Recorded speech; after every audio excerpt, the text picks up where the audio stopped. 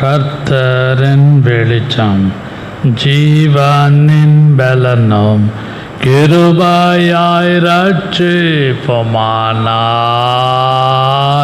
கர்த்தரின் வெளிச்சம் ஜீவனின் பலனும் கிருபையாய் ரட்சிப்புமானார். அஞ்சிடாமல் கலங்காமல் பயமின்றி திகழ்ந்து அனுதினம் வாழ்ந்திடுவேன்.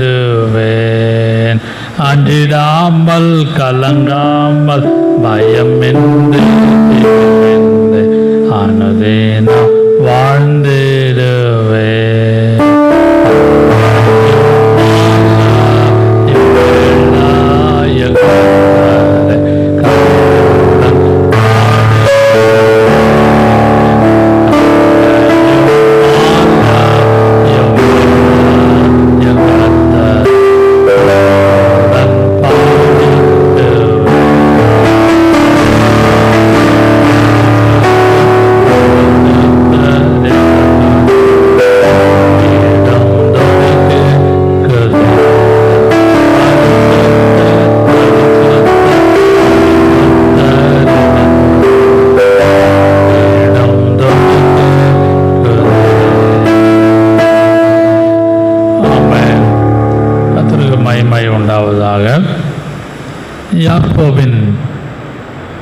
யாக்கோபு எழுதின பொதுவான நிருபம். யாக்கோபின் புஸ்தகம் 1வது அதிகாரம் 17வது வசனத்தை யாராவது வாசிக்கலாம்? யாக்கோபின் புஸ்தகம். நன்மையான எந்த ஈவும் பூரணமான எந்த வரமும் பரத்திலிருந்து உண்டாகி ஜோதிகளின் பிதாவிடத்தில் இருந்து இறங்கி வருகிறது. அவரிடத்தில் யாதொரு மாறுதலும் யாதொரு வேற்றுமை நிழலும் இல்லை. அவனைகள் கடந்த வாரத்திலே ஹெவன்லி கிஃப்ட், பரலோகத்திலிருந்து வந்த ஈவு என்ற தலைப்பிலே நாம் தியானித்தோம். இன்றைக்கு அதே வசனத்தில் வாசிப்போமானால் அங்கே ஒரு வார்த்தை எழுதப்பட்டிருக்கிறது. இந்த செய்தியின் தலைப்பாக ஹெவன்லி கிவர், பரலோகத்திலிருந்து கொடுக்கிறவர். இந்த வார்த்தை பரத்திலிருந்து உண்டாகி பிதாவினிடத்திலிருந்து இறங்கி வருகிறது. அதனால்தான் ஹெவன்லி கிவர், ஹெவன்லி கிவர். கடந்த வாரத்திலே ஹெவன்லி கிஃப்ட், நன்மையான எந்த ஈவும் பரத்திலிருந்து, அதாவது ஹெவன்லி கிஃப்ட், பரலோகத்திலிருந்து வந்த ஈவை குறித்து, கிஃப்ட் குறித்து தியானித்தோம். இந்த காலவெளியில் பரலோகத்திலிருந்து கொடுக்கிறவர், ஹெவன்லி கிவர், பரலோகத்திலிருந்து கொடுக்கிறவர் தான் செய்தியின் தலைப்பு. நீங்கள் அவரிடத்தில் யாதொரு மாறுதலும் யாதொரு வேற்றுமையின் நிழலும் இல்லை. நீங்கள் நாம் ஒரு பொருள் அல்லது ஒரு காரியம் யாரிடத்திலாவது இருந்து வாங்கும் பொழுது அல்லது அவர்களாக நமக்கு கொடுக்கும் பொழுது, ஃபஸ்ட்டு டைம் முதல் தடவை கொடுக்கும் பொழுது இதான் நம்ம முதல்ல போய் பார்க்குறோம். கொஞ்சம் நல்ல பொருளாக கொடுக்கலாம், நல்லதாக வாங்கி கொடுக்கலாம். அதை மனுஷன் அதை யோசிப்பான், கொடுக்குற வழக்கம். அதே செகண்ட் இயர் தேர்ட் இயர்லாம் வரும்பொழுது கொஞ்சம் ஸ்லாக் ஆகிடும், கொஞ்சம் அப்படியே ஒரு மாதிரி இருப்போம். ஆனாலும் இங்கே பிதாவை குறித்து அல்லது தேவனை குறித்து யாக்கோபு தன்னுடைய நிருபத்தில் சொல்லும்பொழுது யாதொரு வேற்றுமை இல்லை. There is no different, there is no change. யாதொரு மாறுதலும் இல்லை. There is no different, வேற்றுமையும் கிடையாது, மாறுதலும் கிடையாது. அதனால்தான் அவர் சொல்லியும் செய்யாது இருப்பாரோ, மனமாற ஒரு மனுஷன் அல்ல மாந்தன் அல்ல என்று நமக்கு வசனம் நன்றாக தெரியும். மறுபடியும் இந்த பகுதியை கர்த்தருடைய பரிசுத்த ஆவியான ஒத்தாசை கொண்டு நான் படித்த பொழுது இந்த இடத்திலே நான் முக்கியப்படுத்துகிறேன், யாதொரு மாறுதல் யாதொரு வேற்றுமை என்று சொல்லும்பொழுது பரத்திலிருந்து பூலோகத்திலே கொடுக்கப்பட்ட முதலாவது கிஃப்ட் என்னன்னா, God gave His own son. முதலாவது அவருடைய மகனை சொந்த குமாரன் என்று பாராமல் இவ்வுலகத்தில் கொடுத்து இவ்வுலகத்திலே அவர் அன்பு கூர்ந்தார். நன்றாக நம்ம வசனம்லாம் நல்லா தெரியும். அதனால்தான் ஹெவன்லி கிவர். அவர் கொடுத்த விஷயத்தில் பூலோகத்துக்கு தன்னுடைய ஒரே பேரான குமாரனை கொடுத்த காரியத்தில் தேர் இஸ் நோ டிஃப்ரெண்ட். எந்த விதமான மாறுதல் கிடையாது, எந்த விதமான வேற்றுமை கிடையாது. அப்படியே டோட்டலி வித்தவுட் எனி எசிட்டேஷன் முழுவதுமாக தங்கு தடையின்றி அவர் அதை தம்முடைய குமாரனை உலகத்திலே கொடுத்தார். நான் இதை படித்து தியானித்து கொண்டு இருந்த பொழுது த்ரூ த வேலி, நீங்கள் பள்ளத்தாக்கின் வழியே போனாலும், நன்றாக விளங்கிக் கொள்ளுங்கள், இந்த வசனத்தை நான் முக்கியப்படுத்துகிறேன். த்ரூ த வேலி 23ஆம் சங்கீதம் 4ஆம் வசனம் நமக்கு நன்றாக தெரியும். நான் பள்ளத்தாக்கின் வழியே போனாலும், த்ரூ த ஷேடோ, அதுவும் 23ஆம் சங்கீதம் 4ஆம் வசனத்திலே எழுதப்பட்ட முடியுமானால் வாசிக்கலாம். இல்லாட்டி நான் மரணங்களின் பள்ளத்தாக்கிலே நடந்தாலும் பொல்லாப்புக்கு பயப்படேன், தேவரீர் என்னோடு கூட இருக்கிறீர். இந்த ஷேடோன்னு இருக்கும், நிழல்னு இருக்கும். உமது கோலும் உமது தடியும் என்னை தேற்றும். நிழல்னு ஒரு வார்த்தை வருவாங்க, அந்த இடத்த முடிஞ்சால் தேடி வாசியுங்கள். 2வது வசனம் 23வது சங்கீதம் 4ஆம் வசனம். அப்புறம் த்ரூ த வாட்டர்ஸ், தண்ணீரின் வழியாக, ஏசாயா 43ஆம் அதிகாரம் 2ஆம் வசனம். த்ரூ த வாட்டர்ஸ், ஏசாயா 43:2 அதான் சொல்லுகிறது.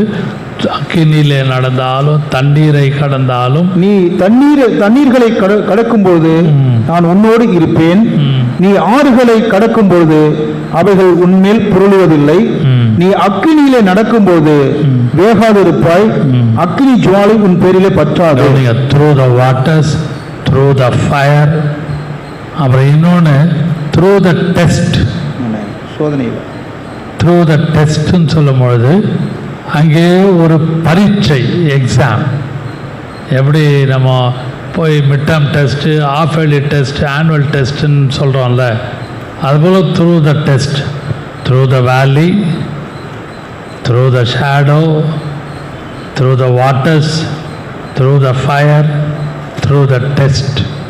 யாக்கோபு 1ஆம் அதிகாரத்திலே 2ஆம் வசனத்திலே பார்ப்போமானால், பலவிதமான சோதனைகளில் அகப்படும் பொழுது உங்கள் விசுவாசத்தின் பரீட்சையானது, விசுவாசத்தின் பரீட்சையானது.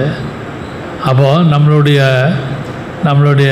விசுவாசம் சோதிக்கப்படுது. டெஸ்ட், ஒரு டெஸ்ட்டுக்குள்ளே போகுது, ஒரு லேப் வழியாக போகுது. அன்பான கர்த்தருடைய பிள்ளைகளே, இந்த வசனத்தை நான் யோசித்து தியானித்து கொண்டது, அவரிடத்திலே வருகிற, பிதாவினிடத்திலிருந்து வருகிற ஹெவன்லி கிவர், அவர் கொடுக்கிற இந்த மனுக்குலத்தில் கொடுக்கிற நம்மகிட்ட நாம் எங்கே இருக்கிறோம் தெரியுமா? We are in receiving place. வாங்குகிற இடம், வீடாக இருக்கலாம், வேலைஸ்தலமாக இருக்கலாம், ஊழியத்தின் பாதையாக இருக்கலாம், சரீர பலவீனமாக இருக்கலாம், வேதனையாக இருக்கலாம், கண்ணீரின் பாதையாக இருக்கலாம், உபத்திரவத்தின் பாதையாக இருக்கலாம். இதெல்லாம் நீங்களும் நானும் வி ஆர் அதர் சைடு, இந்த பக்கத்தில் இருந்து we are receiving gift from heavenly father. பரலோகத்திலிருந்து heavenly gift and also heavenly giver.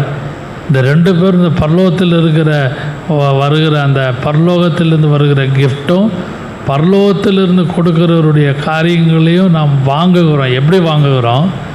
Through the water, தண்ணீர்கள் சோதனை காண்பிக்கிற, through the fire Agni, through the shadow பள்ளத்தாக்கு, த்ரூ த வேலி.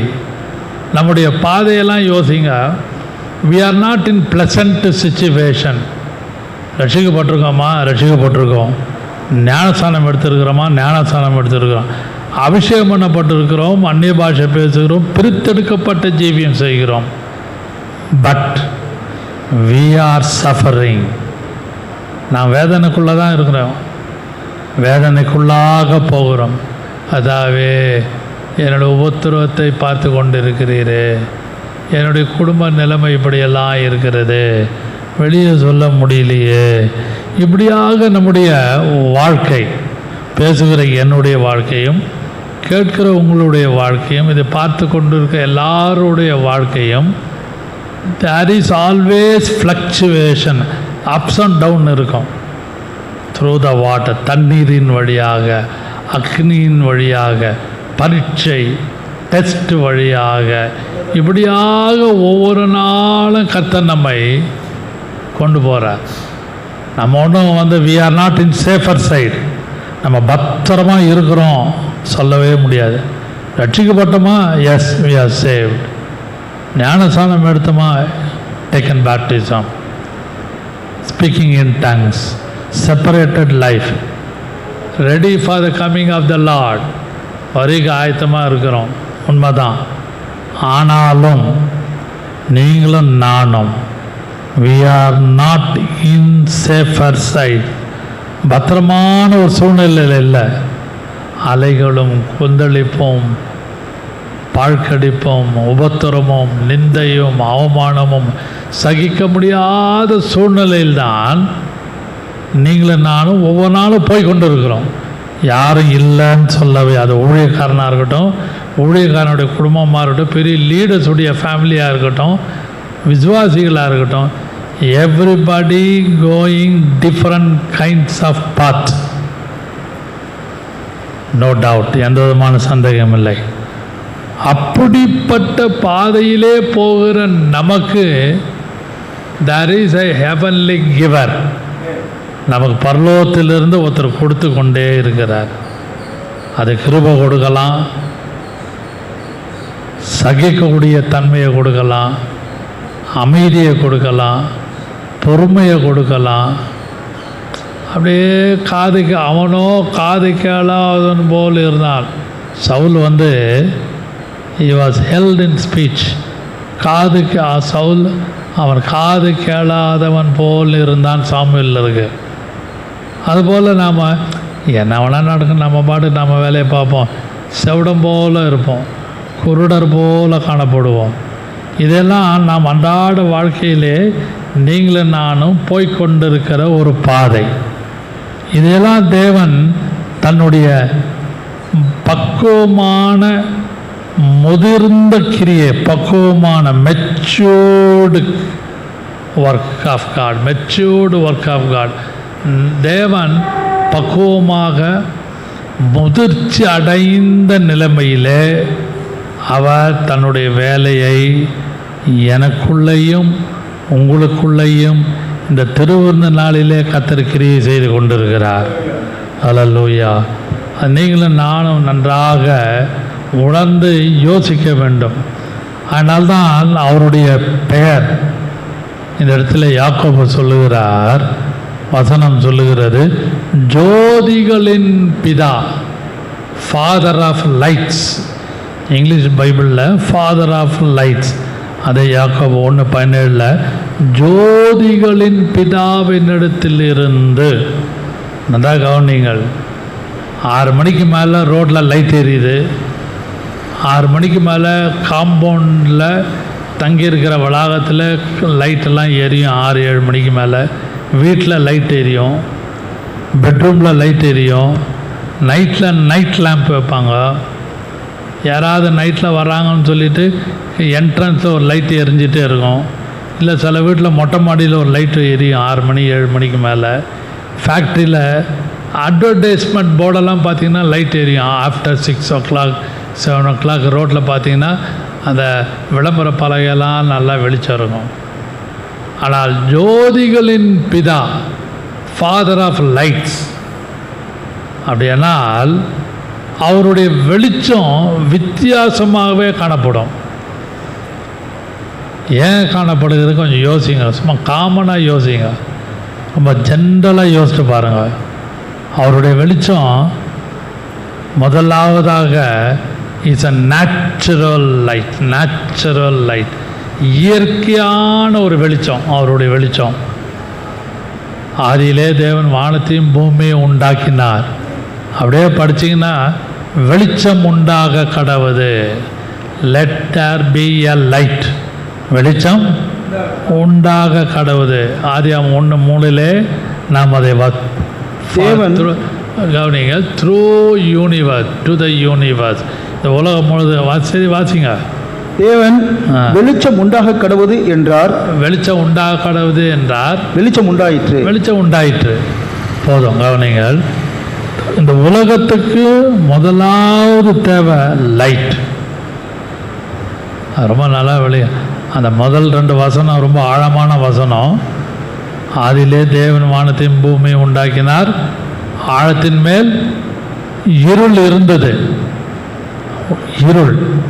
அப்படியானால் ரட்சிக்கப்பட்டு ஞானசானம் எடுத்து அபிஷேகம் பண்ணப்பட்ட எனக்குள்ளேயும் உங்களுக்குள்ளேயும் எங்கேயாவது ஒரு டார்க்னஸ் இருக்கும்.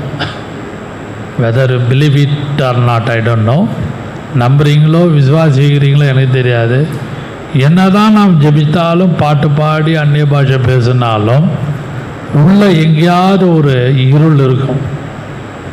கோபமாகிய இருள், எரிச்சலாகிய இருள், வைராக்கியமாகிய இருள், முறுமுறுத்து கொண்டிருக்கிற இருள், எதிர்த்து பேசுகிற இருள், கீழ்ப்படியாமையை காட்டுகிற இருள், இதெல்லாம் உள்ள இருக்கு. அதனால்தான் God is the source of natural light. Natural, இயற்கையாகவே ஒரு வெளிச்சத்தை கொடுத்தார் உலகத்துக்கு. பகலிலே ஆள்வதற்கு சூரியனையும், இரவிலே ஆளுவதற்கு சந்திரனையும் நட்சத்திரங்களும். இதெல்லாம் வெளிச்சம்.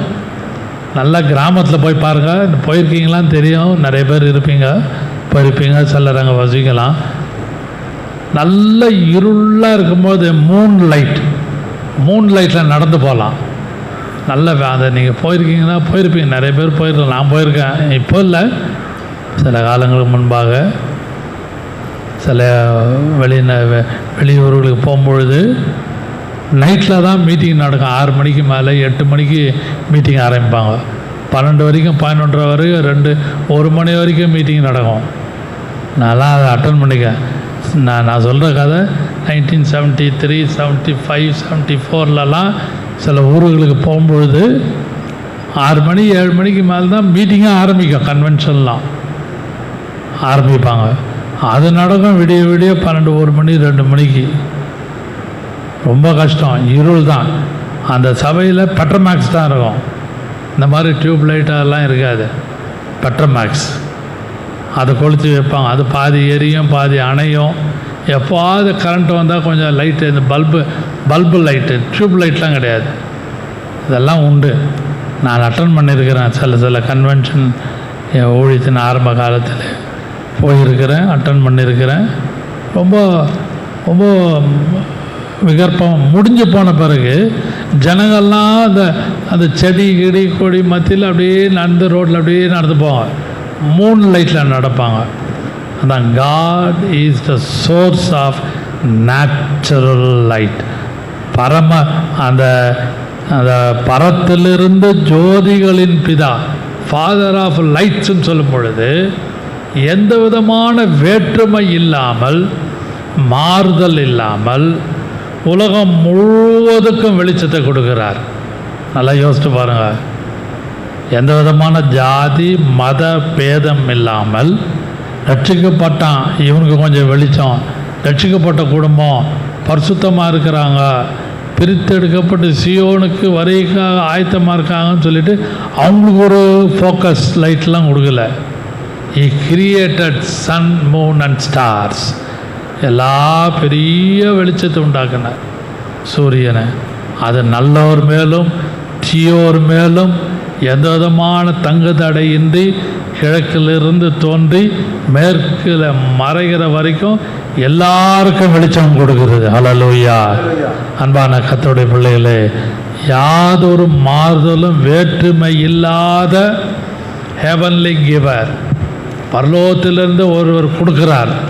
Is a heavenly giver. சும்மா வீட்டுக்கு வந்தாங்க, சின்ன பிள்ளைங்களுக்கு சாக்லேட் வாங்கிட்டு வருவாங்க, தின்பண்டங்கள் வாங்கிட்டு வருவாங்க. ஏதோ திருப்பி 2வது தடவை 3வது தடவை வரும்போதெல்லாம் அந்த அளவுக்கு இருக்காது.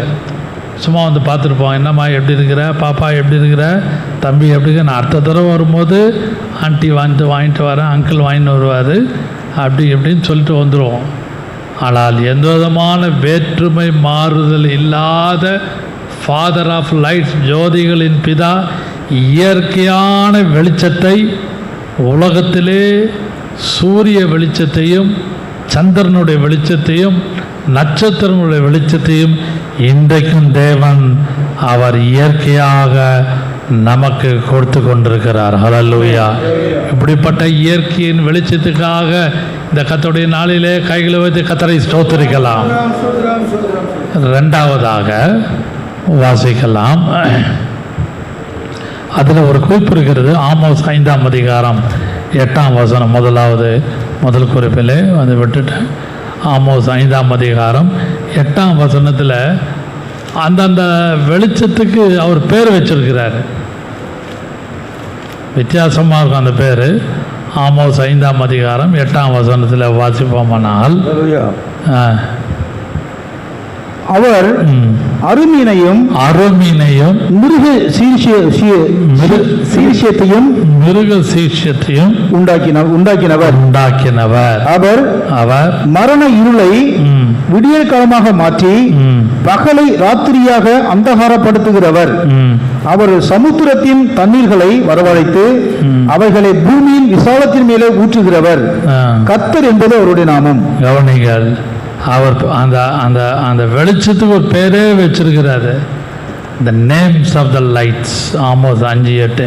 அதுபோல் 8ஆம் சங்கீதம் 3ஆம் வசனத்தில் பார்த்தீங்கன்னா, இஸ் செட் அ பிளேஸ், அவர் ஸ்தாபித்தன்னு ஒரு வார்த்தை இருக்கும்.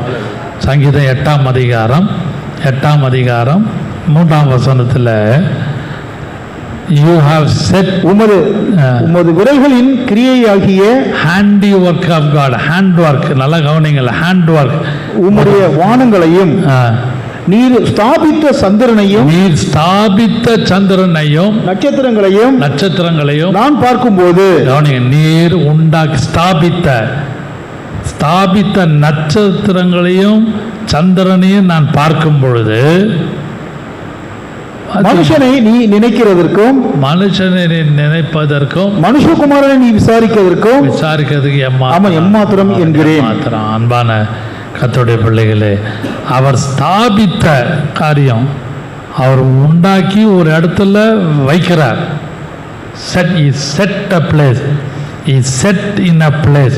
ஸ்தாபித்து ஒரு இடத்துல கொண்டாந்து சூரியனையும் சந்திரனையும் வைக்கிறார். அதெல்லாம் கொஞ்சம் யோசித்து பாருங்கள். These are all God's natural light.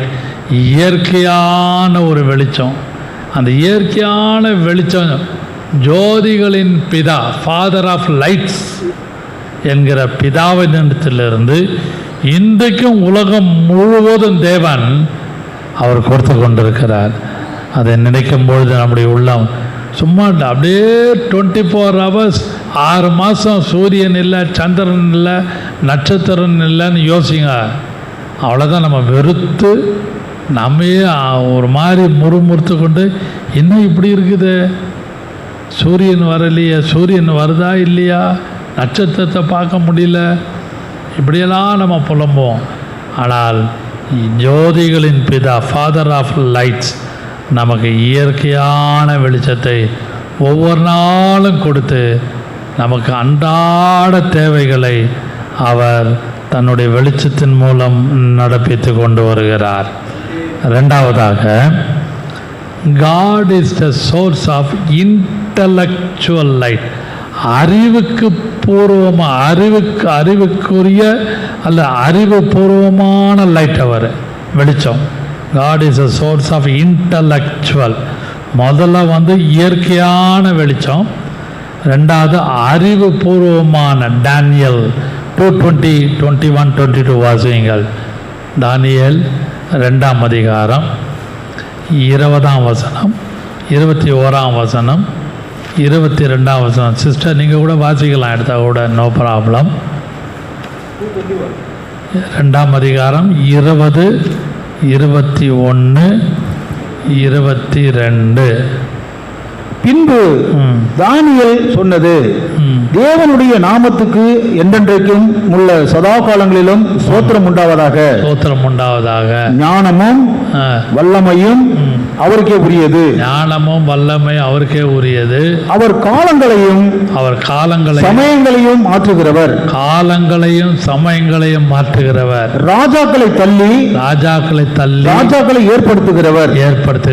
ஞானிகளுக்கு ஞானத்தையும் அறிவாளிகளுக்கு அறிவையும் கொடுக்கிறவர். அவரே அழகும் மறைபொருளுமானதை வெளிப்படுத்துகிறவர். அவரே ஆழமும் மறைபொருளுமானதை வெளிப்படுத்துகிறவர். இருளிலே இருக்கிறதை அவர் அறிவார். வெளிச்சம் அவரிடத்திலே தங்கும். என் பிதாக்களின் தேவனே. இல்ல வேண்டாம், போதும், கவனியுங்கள். அவரே ஆழமும் மறைபொருளானதை வெளிப்படுத்துகிறவர். இருளில் இருக்கிறதை அவர் அறிவார். வெளிச்சம் அவரிடத்தில் தங்கும். கவனிங்கள், இருளில் இருப்பதை அவர் அறிவார். அப்படியானால் இதான் கர்த்தருடைய இன்டலெக்சுவல் மைண்ட். இருட்டில் நமக்கு ஏதாவது இருக்குதான்னு பாருங்கள், தேடுவோம். லைட்டை போடணும், வீட்டில் லைட்டை போட்டு தேடேன். சும்மா நீ பாட்டுக்கு அப்படியே தடை எல்லாத்தையும் அங்கே பாட்டில் இருக்கும், அது இருக்கும், ஏதாவது உடஞ்சி விழுந்தா என்ன ஆகுறது? லைட்டை போட்டு தேடணும். ஆனால் உங்களையும் என்னையும் உண்டாக்கின ஜோதிகளின் பிதா, ஃபாதர் ஆஃப் லைட்ஸ், அவர் காலங்களையும் சமயங்களையும் ராஜாக்களை தள்ளி ராஜாக்களை ஏற்படுத்துகிறவர், சகல ஞானத்தையும் அறிவை கொடுக்கிறவர் என்ன செய்கிறார்? வசனம் சொல்கிறது, அவரே ஆழமும் மறைபொருளுமானதை வெளிப்படுத்த.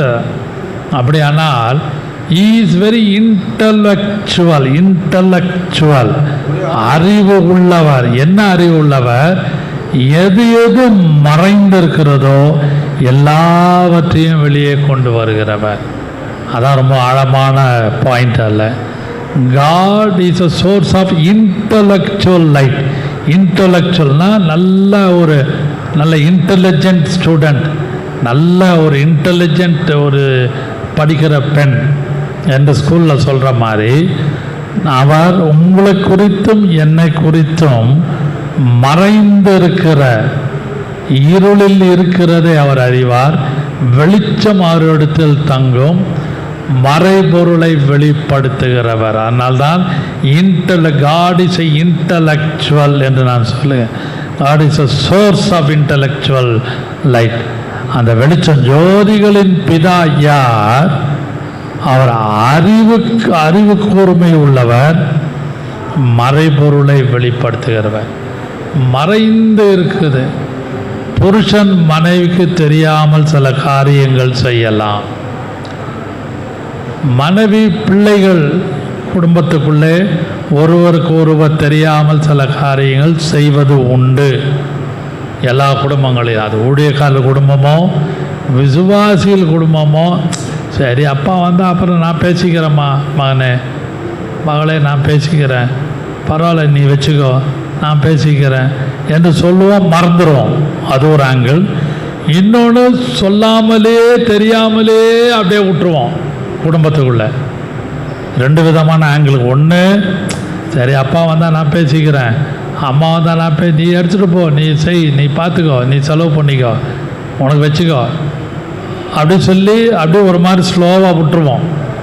இன்னொன்று அப்பாவுக்கு தெரியாமல் அம்மாவுக்கு தெரியாமல் இங்கிலீஷில் சொன்னால் ஹைட் அண்ட் சீக் கேம், இந்த சின்ன பசங்க ஒளிஞ்சி ஓடி விளையாடுத அது மாதிரி வீட்டுக்குள்ளேயே parents children hide and seek game விளையாடுவாங்க.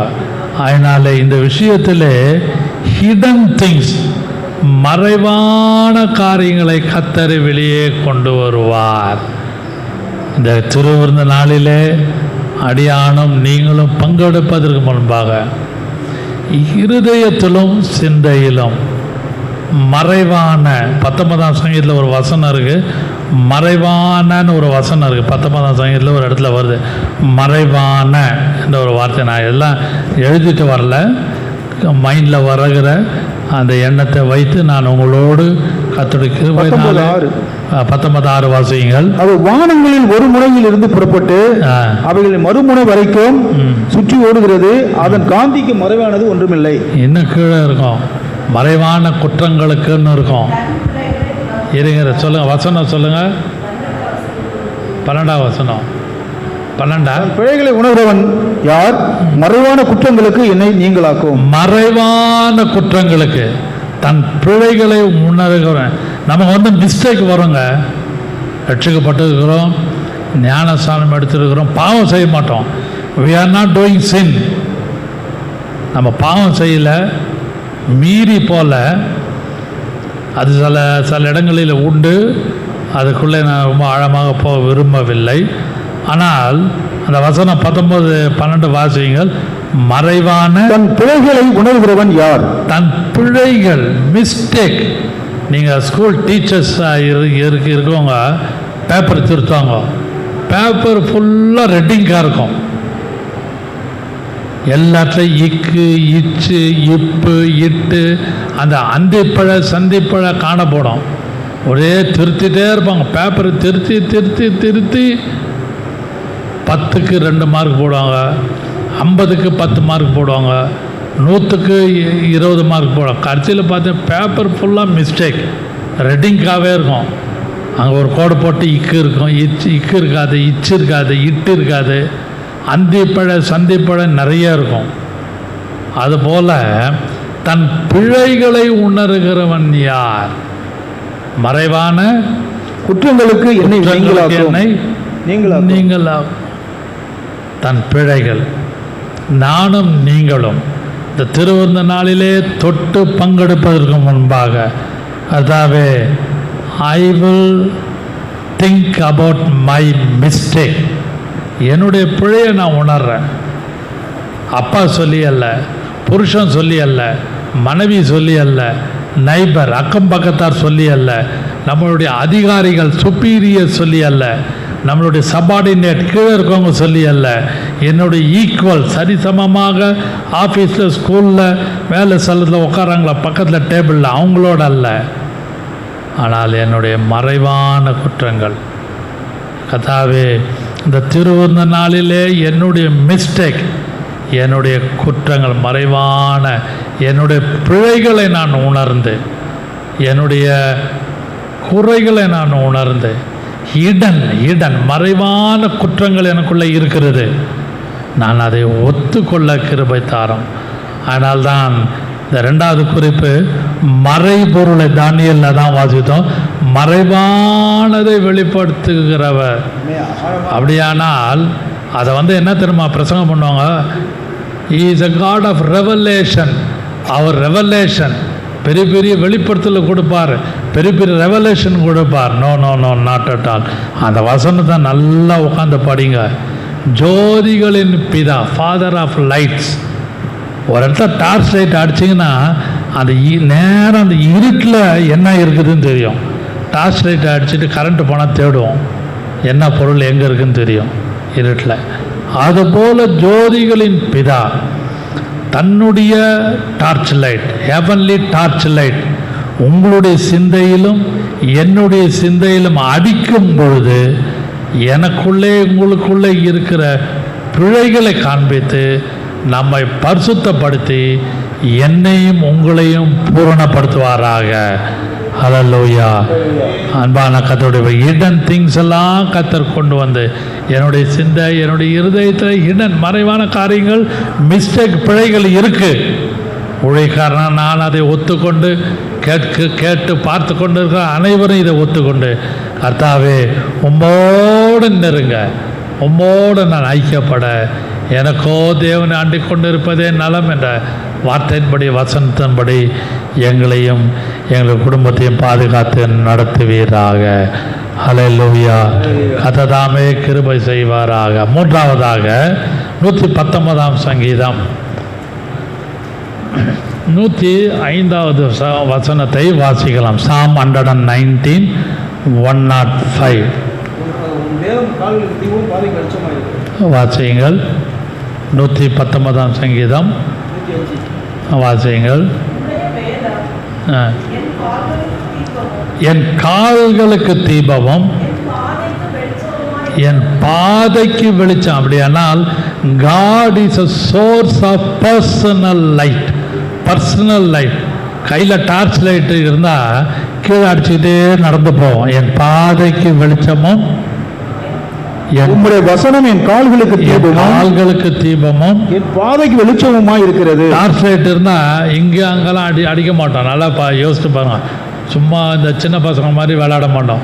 அப்படியே கீழே அடிச்சுக்கிட்டே நடந்து போவோம், இருளில் நடந்து போவோம்.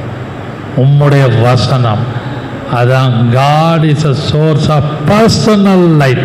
நம்முடைய தனிப்பட்ட வாழ்க்கைக்கு, குடும்ப வாழ்க்கைக்கு அல்ல. not for the family, not for the church, not for the meeting, not for the job. உங்களுடைய தனிப்பட்ட வாழ்க்கைக்கு, தனிப்பட்ட சூழ்நிலைக்கு, உங்களுடைய பர்சனல் லைஃபுக்கு கர்த்தருடைய வெளிச்சம் உங்களை பக்குவப்படுத்தி உங்களை வழிகாட்டும். ஹல்லேலூயா. God is a source of personal light. Personal life, உங்களுடைய பர்சனல் லைஃபுக்கு, தனிப்பட்ட வாழ்க்கைக்கு அந்த 119ஆம் சங்கீதம் 105வது வசனம் உங்களையும் என்னையும் இன்னும் ஆழமாக அந்த வெளிச்சம் நம்மை நடத்தும். 1 கொரிந்தியர் 2ஆம் அதிகாரம் 14வது வசனம் வாசியுங்கள். 1 கொரிந்தியர் 2ஆம் அதிகாரம் 4ஆம் வசனம் 14 ஸ்பிரிச்சுவல், ஆவிக்குரிய ஜென்ம சுபாவம் மனுஷனோ தேவனுடைய ஆவிக்குரியவைகளை ஏற்றுக்கொள்ளான். அவைகள் அவனுக்கு பைத்தியமாக தோன்றும். அவைகள் ஆவிக்கேற்ற பிரகாரமாய் ஆராய்ந்து நிதானிக்கப்படுகிறவைகளானதால், ஆவிக்குரியவைகளை நிதானித்து அவன் என்ன பண்றான்? ஆராய்ந்து நிதானிக்கப்படுகிறவர்களானதால், நிறைந்து ஆராதிக்கப்படுவதால் அவைகளை அறிய மாட்டான். அப்படியானால் ஸ்பிரிச்சுவல் டிசர்ன்மெண்ட், ஆவிக்குரிய ஒரு டிசர்ன்மெண்ட், பகுத்தறிவு எனக்கும் உங்களுக்கும் மிக மிக மிக மிக முக்கியம். 2 கொரிந்தியர் 4:4 வாசிக்கலாம். மகிமையின் சுவிசேஷத்தை குறித்து அப்போ பவுல் அழகாக 2 கொரிந்தியர் 4:4 தேவனுடைய சாயலா இருக்கிற கிறிஸ்துவின் மகிமையான சுவிசேஷத்தின் இருங்க. தேவனுடைய சாயலாய் இருக்கிற கிறிஸ்துவின் மகிமையான சுவிசேஷத்தின் ஒளி. கவனிங்கள். காஸ்பல் என்னது? ரட்சிப்பு, ஞானஸ்நானம், அபிஷேகம், பிரித்தெடுக்கப்பட்ட ஜீவியம், ஆயத்தமாகிற நீ வருகை போயிடுவேன்னு சொல்றது ஒரு பக்கம் ஈஸியாக சொல்கிறோம். மறுபடியும் அந்த வசனத்தை வாசி. தேவனுடைய சாயலாய் இருக்கிற, தேவனுடைய காஸ்பல் இஸ் லைக் கிரைஸ்ட், தேவனுடைய சாயலாய் இருக்கிற கிறிஸ்துவின் மகிமையான சுவிசேஷத்தின் ஒளி. அப்படியானால் தேவனுடைய ஒளி, ஜோதிகளின் பிதா என்று சொல்லும் பொழுது, ஃபாதர் ஆஃப் லைட்ஸ் சொல்லும் பொழுது அது எதை காண்பிக்கிறது? மகிமையின் சுவிசேஷம், க்ளோரியஸ் காஸ்பல். அந்த மகிமையின் சுவிசேஷம் சொல்லும் பொழுது அந்த சுவிசேஷம் ஃபில்டு வித் லைட். அப்படியே சுவிசேஷம் முழுவதும் வெளிச்சமாக இருக்குது. அதான் ரொம்ப முக்கியம். மறுபடியும் வாசியுங்கள். தேவனுடைய சாயலாய் இருக்கிற, தேவனுடைய சாயல் காஸ்பல். கவனிங்கள். ரட்சிப்பு, ஞானஸ்நானம், அபிஷேகம், பிரித்தெடுக்கப்பட்ட ஜீவியம், வரிக்கு ஆயத்தமாய் இருக்கிற தேவனுடைய சாயல். வாசிங்க. தேவனுடைய சாயல இருக்கிற கிறிஸ்துவின் மகிமையான சுவிசேஷத்தின் ஒளி. இதாங்க காஸ்பல்னா அதான் அர்த்தம். What is gospel? சுவிசேஷம்னா என்னது? தேவனுடைய சாயலாய் இருக்கிற அந்த சுவிசேஷம் தான் அது என்ன செய்யுது? இருளில் இருக்கிற ஜனங்களுக்கு பெரிய வெளிச்சத்தை காண்பிக்கிறது. அவிசுவாசிகளாகிய அவர்களுக்கு பிரகாசமாய் இராதபடிக்கு இப்பிரபஞ்சத்தின் தேவனானவன் அவர்களுடைய மனதை குருடாக்கினான். The மகிமையின் சுவிசேஷம், glorious gospel filled with light, filled with light. சும்மா சுவிசேஷம் சுவிசேஷம் சுவிசேஷம் சொல்றது ஒரு பக்கம் இருக்குது, இல்லைன்னு சொல்லலை, புரியாமல் பேசிடுவோம். நல்லா யோசிச்சிங்கன்னா, யோசித்து பார்த்தால் மகிமையின் சுவிசேஷம் என்று சொல்லும் பொழுது அது வெறும் லைட்டு தான். அந்த வெளிச்சம், இருளில் இருக்க ஜனங்கள் பெரிய வெளிச்சத்தை கண்டார்கள். இயேசு அந்த மத்தேயு சுவிசேஷம் 3ஆம் அதிகாரத்தில் இருக்கிறது. இருளில் இருக்க ஜனங்கள் பெரிய வெளிச்சத்தை கண்டார்கள். இயேசு தான் சுவிசேஷம், வசனம் தான் சுவிசேஷம், அந்த கிருபை தான் சுவிசேஷம். க்ளோரியஸ் காஸ்பல், மகிமையின் சுவிசேஷம். அது எப்படி? இந்த சுவிசேஷம் என்னது? அது ஃபில்டு வித் அந்த தேவனுடைய சாயல், அவருடைய சாயல் அந்த சுவிசேஷத்தில் இருக்கிறபடினாலே புதிய ஆத்துமாக்கள் இன்றைக்கும் உலகம் முழுவதும் ரட்சிக்கப்படுகிறார்கள். ஹல்லேலூயா. கடைசியாக 4ஆவதாக 1 பேதுரு 2:9 வாசியுங்கள். 1 Peter 2:9. நீங்களோ உங்களை அந்தகாரத்தினின்று தம்முடைய ஆச்சரியமான ஒளி நேரத்திற்கு ஆச்சரியமான ஒளி, மார்வலஸ் லைட், ஆச்சரியமான ஒளிக்கு வரவழைத்தோருடைய புண்ணியங்களை அறிவிக்கும்படிக்கு தெரிந்து கொள்ளப்பட்ட சந்ததியாயும், தெரிந்து கொள்ளப்பட்ட சந்ததி, அந்த ஸ்பிரிச்சுவல் லைட், ஆவிக்குரிய God is a spiritual light. அப்படியானால் அந்த வசனம் 1 பேதுரு 2:9 வாசிங்கள் மறுபடியும். நீங்களோ உங்களை அந்தகாரத்தில் இருந்த நம்மை ஆச்சரியமான ஒளிக்கு கர்த்தர் அழைத்தார். ஆமென். ஹல்லேலூயா. அதாங்க ஸ்பிரிச்சுவல் லைட்டு. அந்தகாரம் இருந்ததா உங்க வீட்டிலையும் உங்க புருஷனுக்குள்ளேயும் மனைவிக்குள்ளேயும் பிள்ளைகளுக்குள்ளேயும் அந்தகாரம், the darkness is gripped, அந்தகாரம் அப்படியே கவ்வி பிடித்து இருந்தது. ஆனால் ஒரு வெளிச்சம் வந்தது. இந்த ஆவிக்குரிய வெளிச்சம் வந்தபடினாலே நீங்களோ உங்களை அந்தகாரத்தில் இருந்த ஆச்சரியமான ஒளிக்கு வரவைத்தவருடைய புண்ணியங்களை அறிவிக்கும்படி கர்த்தர் நம்மை சந்ததியாயும். ஹல்லேலூயா. நீங்களும் நானும் ராஜரீக ஆசாரிய கூட்டம் என்ற அழைக்கப்படுவதற்கு காரணங்களில் பிரதான காரணம், நம்மை தேவன் அந்தகாரத்தில் இருந்த ஆச்சரியமான ஒளிக்கு நம்மை அழைத்திருக்கிறார். ஹல்லேலூயா. 4 காரியத்தை இந்த காலை வேளையிலே நீங்களும் நானும் இந்த திருவிருந்து நாளிலே நாம் தியானித்தோம். முதலாவதாக இஸ் a natural light. ஜோதிகளின் பிதா இயற்கையான வெளிச்சம். ஜோதிகளின் பிதா அறிவு கூர்மையான வெளிச்சம், இன்டலெக்சுவல் லைட். 3ஆவதாக ஜோதிகளின் பிதா என்று சொல்லும்போது இஸ் a பர்சனல் லைட், பாதைக்கு வெளிச்சம், பர்சனல் லைட். ஜோதிகளின் பிதா அந்தகாரத்தில் இந்த மார்வலஸ் லைட், ஆச்சரியமான ஒளிக்கு நம்ம நடத்தினார். ஹல்லேலூயா. கர்த்தரின் வெளிச்சம் ஜீவனின் பலனும் கிருபையாய் ரட்சிப்புமானார். கர்த்தரின் வெளிச்சம் ஜீவனின் பலனும் கிருபையாய் ரட்சிப்புமானார். பயங்காமல் கலங்காமல் பயமின்றி